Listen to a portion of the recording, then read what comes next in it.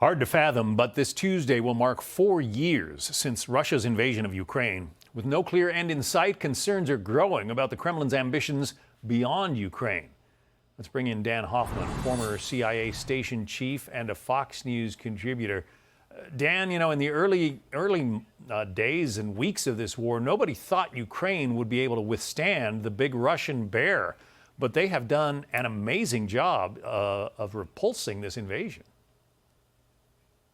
Yeah, remember that the Biden administration, the U.S. intelligence community, accurately forecasted Russia's invasion, but then our policy was to send a plane to exfiltrate President Zelenskyy. And Zelenskyy bravely said, no, I don't need a plane out of here. I need some ammunition because the fight is here in Ukraine.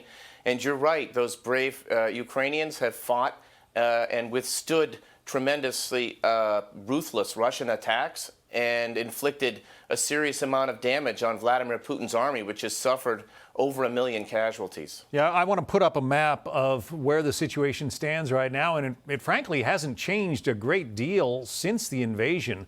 The Russians gobbled up the area in red in the early weeks and months of the invasion, but since then, it's been very much a stalemate. In fact, if anything, the Ukrainians have reclaimed some ground. Why can't the Russians manage to do more? Well, Ukraine has really effectively used their drones, and they have mounted these heavily fortified defensive positions, particularly in the Donbass. That's why Putin wants Ukraine to give up that territory that Russia has been unable to conquer. The Russian military has been plagued by poor logistics, poor leadership, bad morale. 4 years into the war and all those casualties, using their own soldiers as cannon fodder.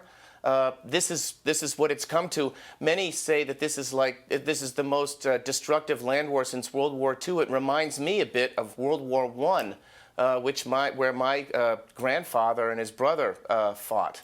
Yeah. Zelenskyy, you mentioned Volodymyr Zelenskyy, the president of Ukraine. He sent out on X, "We are ready for real compromises, but not compromises at the cost of our independence and sovereignty. We're ready to speak about compromises with the United States, but not to get ultimatums from the Russians again and again. They are the aggressor." Everybody has recognized it because Putin's position seems to be, yeah, we might end this war if Ukraine agrees to give up the territory that we've already taken. I still don't think Putin would end the war if Ukraine gave Russia territorial concessions. I think we might see a tactical pause, but I have no doubt that Vladimir Putin would continue to pursue his strategic objective, which is to overthrow the democratically elected government of Ukraine and install a Kremlin puppet regime. Putin knows that if Ukraine were forced to give up that territory Russia hasn't conquered, it would put Zelenskyy, who is running apparently for election when elections happen, in an incredibly weak position. And it would really compromise all of Ukraine's military leadership. That would be exactly what Vladimir Putin wants, to create internal instability inside Ukraine, and Russia would plan on taking advantage of that. The president has urged the Europeans to do more to help Iran. One Republican congressman wants the president, Iran. What am I talking about? Ukraine. The president wants, Don Bacon, the congressman from Nebraska, wants the president to do more to help Ukraine. Ukraine is very popular with 3/4 of Americans wanting to do more to help Ukraine, but the president here has done very little and often sides with Russia over Ukraine. I find that these issues hurt the president and his favorable ratings and will hurt Republicans down ballot. Do you think the American people, Dan, would like to see us, at least send more equipment to Ukraine?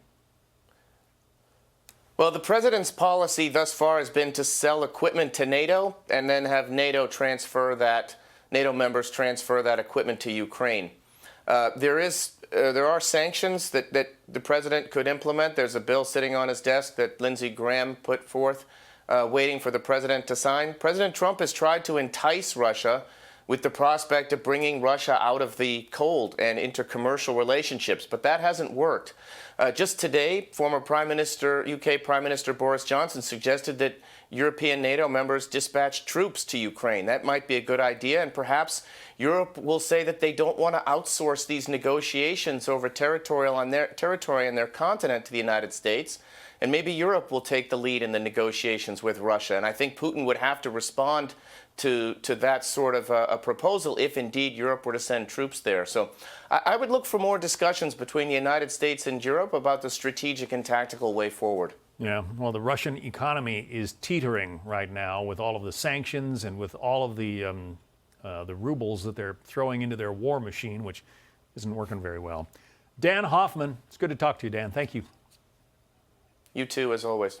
Hey, Sean Hannity here. Hey, click here to subscribe to Fox News YouTube page and catch our hottest interviews and most compelling analysis. You will not get it anywhere else.